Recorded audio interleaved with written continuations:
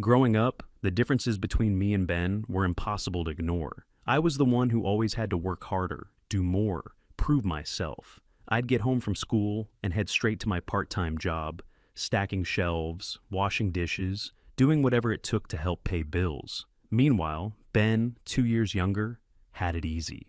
He'd breeze through his day, all smiles, while mom and dad took care of everything for him. They'd talk about his grades, his soccer games, his friends, and when they weren't talking about Ben, they were praising him. Always Ben. I didn't mind at first, or at least I told myself I didn't. I figured if I just kept pushing, kept doing things on my own, that would be enough. I didn't need praise. I'd show them, show everyone, that I could make it. I'd be the strong one, the independent one, the one who didn't ask for anything because I didn't need to. But it wasn't like I had a choice.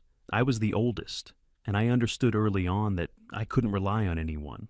It's funny how that becomes your truth, even when you're just a kid. So, I worked harder, kept my mouth shut, and kept my eyes on the future. Ben would get everything handed to him, and I'd do it all myself. The day the college acceptances came was when it really hit me. Ben got into the same school I did, an accounting program, something we'd both been aiming for. But while Ben was busy texting friends, I was stuck figuring out how I'd afford the tuition. I thought, maybe this time they'll help me out, just this once. But they didn't. The conversation I overheard that night made it clear. My parents were already planning to pay for Ben's tuition. They had no intention of helping me, not even with a loan. I could hear Mom's voice in the other room, soft and certain as she told Dad, "Cam's always been the one to figure things out. He'll be fine." The words were like a punch in the gut. I stood there, frozen, as the air in the room seemed to close in on me. I wasn't the one who needed help, not according to them. It was like I was invisible, a ghost in my own family. I didn't say anything. I didn't want to. I told myself I could handle this. I'd make it work, just like I always had. But something inside me snapped. I wouldn't ask for anything again, ever, and I meant it. It wasn't easy. I never expected it to be. But every day, every damn day, it felt like I was pushing against something that wouldn't budge. College was a grind, a real grind. I spent my nights working at the bar, cleaning tables, serving drinks, doing whatever I could to make enough to cover books, rent, and whatever else came up. The hours were long, the tips were shit, and my sleep was non-existent. But I didn't complain. I couldn't. Meanwhile, Ben lived the life I could have only dreamed of. He was in the dorms, partying with his friends, sleeping in until noon, and focusing on his social life like it was the most important thing in the world. I used to tell myself it was fine. I'd get through it. I was used to it after all. I was built for this. The work, the struggle. But it was hard not to notice how different things were between us. Every time Mom called to check in on Ben, asking how he was doing, if he needed anything, if he was getting enough sleep, I had to fight the urge to snap. Not once did she ask about me. Not once did she say, "How's Cam doing? How's school going for him?" It was always Ben. It was like I wasn't even there. I tried to brush it off. That's just how things were, right? Ben was the golden child, the one who got everything handed to him. It didn't matter that I was killing myself working nights, studying every free minute I had, doing everything on my own. I was supposed to be fine. I was supposed to be the strong one, the one who didn't need anyone. At family gatherings, it was always the same. Ben would talk about his classes, his friends, whatever new thing he was into, and my parents would hang on every word, nodding and smiling like he was the only thing that mattered. And me, I stayed quiet. It wasn't worth it to bring up how I was busting my ass just to keep up. It wasn't worth it to mention that I'd worked 3 shifts that week or that I barely had time to eat, let alone have a life outside of school and work. Still, I pushed on. I couldn't let them see me break. I had to keep going. I couldn't let them see me as weak, as someone who couldn't handle it. So I kept my head down and worked harder, but the weight of it all was starting to take its toll. I was exhausted. My back ached. My hands were raw from cleaning the same damn tables every night. And my brain, it felt like it was on fire, never stopping, always thinking about the next test, the next deadline. And then, one night, as I was coming home from my shift, I heard them. Ben and Mom talking in the living room. I froze just outside the door, my hand on the handle, the words cutting through the air. "You know, it's just so much easier for you, Ben," Mom was saying. "Cam, he's always been fine. He doesn't need help. But you deserve this. I wasn't supposed to hear that. I wasn't supposed to know that Ben, who'd barely lifted a finger in his life, was getting sympathy. That he, the one who never had to struggle, was the one who was deserving. I stood there in the doorway, not moving, not making a sound. I couldn't breathe. The truth of it hit me like a brick. It's always been like this. They didn't see me. Not really, they never would. And for the first time, it wasn't just the exhaustion that weighed me down. It was the realization that no matter how hard I worked, no matter how much I achieved, it would never be enough for them. They had their golden boy, and I was just the one who'd figure it out. Always. The tuition deadline was only a few days away, and I was short. Not just a little short, way short. I'd been scraping by, paying for books and rent with whatever I could make, but now this big chunk of money was staring me in the face, and I had no idea how I was going to come up with it. The last few days had been a blur of long shifts, hours of studying, and too many cups of coffee. My brain felt like it was running on fumes, but my body wasn't giving up. Not yet anyway. I knew I had to do something. I'd avoided calling home for weeks now, convinced I could do this on my own. But now, staring at the tuition balance on my laptop, I felt my chest tighten. I couldn't keep pretending it wasn't an issue. I couldn't keep convincing myself I didn't need help. So I did the thing I had promised myself I wouldn't. I called my mom. She picked up after a few rings, her voice too bright, like she hadn't just been waiting to hear from me. "Hey Cam, how's everything going?" "Good," I said, my voice flat. "Listen, I'm in a bit of a bind with tuition. I was wondering if you and Dad could help me out with a loan, something I can pay back after I graduate." There was a pause on the other end of the line, just long enough to make me feel stupid for even asking. "Well," she said finally, "we've already paid for Ben's tuition. He's still settling in, and we wanted to make sure he had everything he needed." The words landed heavy, thick, like I was being suffocated by them. I wasn't even surprised. I don't think I've been surprised by anything they've done in a long time. But hearing it out loud, hearing her say it so easily, it made something inside me snap. "You've always figured things out, Cam. You'll be fine." Just like that. No hesitation, no second thoughts. Just, "You'll be fine." I felt the blood drain from my face. I couldn't speak. I didn't have to. She didn't even give me a chance to explain, to tell her how tired I was, how hard I was fighting to keep this all together. How the hell was I supposed to figure it out this time when I didn't have the energy left to breathe? I mumbled something about being fine, hung up, and sat there in the silence of my room. My phone felt too heavy in my hand, like it was carrying all the weight of what I'd just heard. "You'll be fine." That was it. That was how it was always going to be. I'd always been the one who didn't need help. I was the one who was strong enough, smart enough, resourceful enough to handle it. But right then, it felt like they just pulled the rug out from under me. Like I didn't even matter enough to deserve the same chance Ben got. I wasn't even worth the thought of help. I stared at the phone screen, feeling the weight of it all pressing in. The words echoed in my head. "You'll be fine." And you know what? I would be fine. I'd figure it out, just like they said. But this time, I wasn't going to rely on them for anything, ever again. Something shifted in me then. A quiet, stubborn kind of determination filled the empty spaces inside me. I wasn't going to let them make me feel small anymore. I was done asking for help. I'd proved to myself, no, to everyone, that I didn't need anyone. I was going to make it on my own, no matter what it took. The next few months were a blur. I woke up early before the sun and hit the library. It was the only place I could find quiet. Everyone else was still sleeping, and the world felt like it belonged to me for a few hours. It was just me and the textbooks, the pages turning under my tired hands. I buried myself in the material. I told myself if I could just get through this, if I could make my grades shine, then maybe, just maybe, it would make all the crap I was going through feel worth it. I cut back on my shifts at the bar. My body was wrecked, and the long nights weren't doing me any favors. I needed to focus. So I started networking, reaching out to professors, going to career fairs, trying to get a foot in the door for internships. It wasn't glamorous, it wasn't easy, but it was something, and it felt like something that could finally get me where I wanted to go. Dr. Hargrove, one of my accounting professors, noticed the change. He was a quiet guy, always sitting at the front of the lecture hall, scribbling notes as he talked. But after class one day, he stopped me as I was packing up.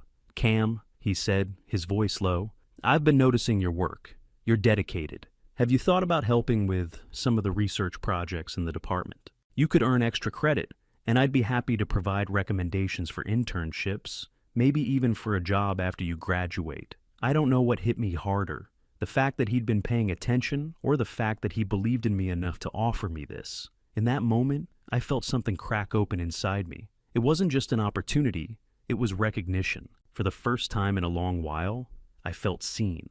Not by my parents, not by Ben, but by someone who knew what it was like to push, to struggle, to make something out of nothing. So, I took it. I dove into the work, staying up late most nights, going over spreadsheets, doing research, refining my skills. Every day felt like a battle, but slowly things started to click. My grades went up. The papers I handed in weren't just good, they were great. I started feeling like I wasn't just trying to survive college anymore. I was building something real. One afternoon, Dr. Hargrove pulled me aside again. "Cam," he said, his tone serious but not cold. "I've been impressed by your growth this semester. I think you're ready for something bigger. I'm nominating you for a scholarship. It's competitive, but you've got the potential. A scholarship." It wasn't a handout. It was something I had earned, and for the first time in my life, it felt like I was being recognized for me, not for being the strong one, or the guy who always figured it out on his own. I hadn't had to beg for it. I hadn't had to depend on anyone else. I'd done it. I left Dr. Hargrove's office that day feeling like I'd been handed something I didn't even know I wanted. An opportunity to prove that I could do this, that I could succeed without ever needing to ask my parents for a thing. I wasn't just scraping by anymore. I was building, and that felt different.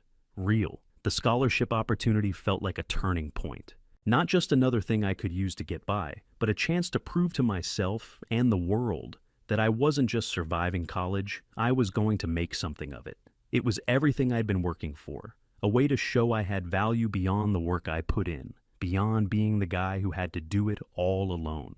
I spent every free moment refining my application. The scholarship wasn't just about good grades, it was about who you were, what you stood for, and what you could offer. And this was my shot. It wasn't luck that had gotten me this far. It was hard work, late nights, and sacrifices. And now, I was going to make it count. Dr. Hargrove helped me fine-tune my essays. He wasn't one to sugarcoat things, but when I showed him my drafts, he was impressed. "This is exactly the kind of drive we need in the field," he told me one day after reading through my final version. "You've got a strong story. Make sure they hear it." I made sure they would. I poured everything into that application. Every part of me went into those words. I didn't need to tell my parents or Ben. I didn't want their approval. I didn't want their input. This was mine, and I was doing it on my own terms. Each night I stayed late at the library, running through my essays again and again, making sure every detail was right, down to the last comma. I couldn't afford to mess up. This wasn't just about getting a scholarship. It was about proving I could succeed without leaning on anyone else, without anyone else's help. When the day came for the results to be announced, my stomach was a ball of nerves. I sat at my desk, staring at my inbox, my finger hovering over the mouse. Part of me didn't even want to open the email. I knew if I didn't, I could keep pretending that I was fine, but I couldn't let it go. Not now. I clicked. The email loaded slowly, and my heart was pounding so hard in my chest, I thought it might burst. I skimmed the first few lines, not really seeing anything. But then, there it was. "Congratulations, Cam." I stopped breathing. For a second, I just sat there, staring at the screen, my eyes blurring. I read it again, just to be sure. I had been selected for the scholarship. I let out a shaky breath. It didn't feel real at first. It couldn't. This was mine, a direct result of everything I'd worked for.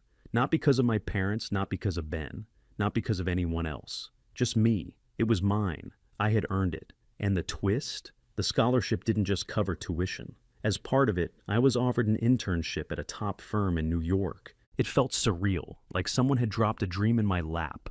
I was going to New York, a place I'd only seen in movies, a place that felt like a million miles away from my life. But there it was, an opportunity, handed to me on my own terms. I sat there for a long time, the weight of it settling in. I hadn't relied on anyone. I hadn't asked for help.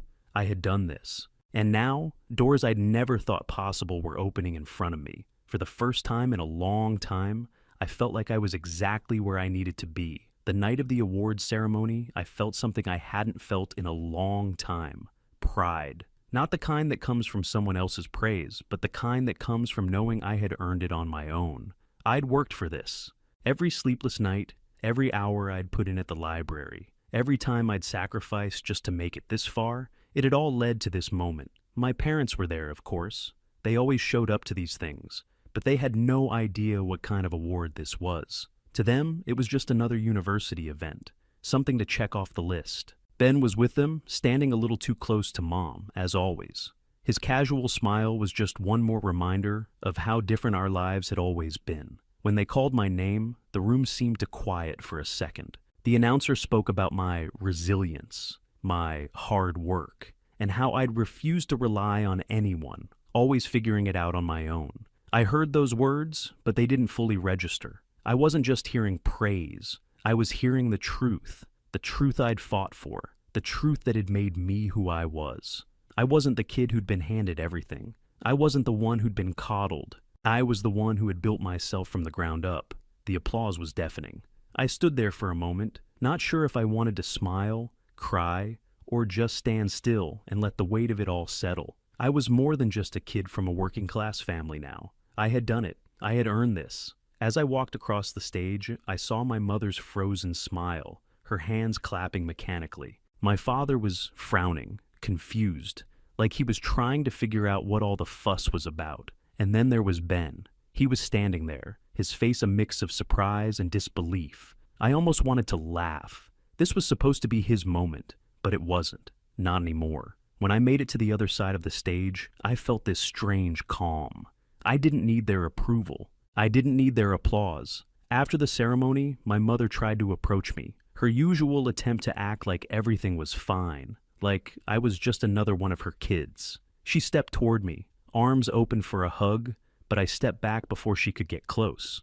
"Cam," she said, her voice uncertain. "That was wonderful. You've really come so far." I looked at her, really looked at her, and realized something that hit harder than anything. Their approval, their praise, none of it mattered. Not anymore. They didn't know me. They never had. They saw a version of me they created in their minds, the one who could handle everything on his own, who didn't need anyone. But that wasn't me anymore. That person was gone. I turned my back on her, on them, and walked away. For the first time, I felt a strange sense of closure. This wasn't about their validation. It never had been. This success was mine.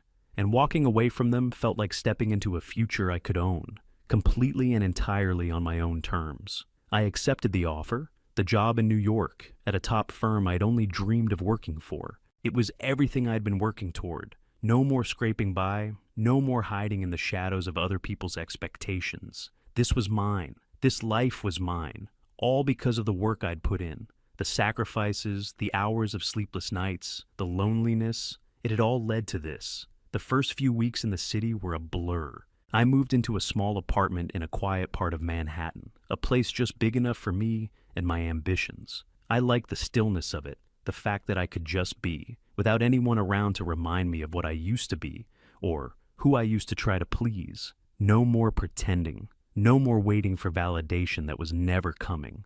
I kept in touch with Dr. Hargrove, of course. He was the one person who'd seen me for who I really was, the one who knew I had more potential than anyone had ever believed. He'd send the occasional message, checking in, offering advice. It felt good to know he was still rooting for me, even now that I was far away. One evening, as I was settling in after a long day at work, I got a text from my mom. "Hi, Cam. We want to celebrate your success. Let's do something soon. We're so proud of you." I read the message twice, wondering how I felt about it. For a moment, I thought about picking up the phone and calling her, maybe telling her all about my new life, my new job, the city I was living in.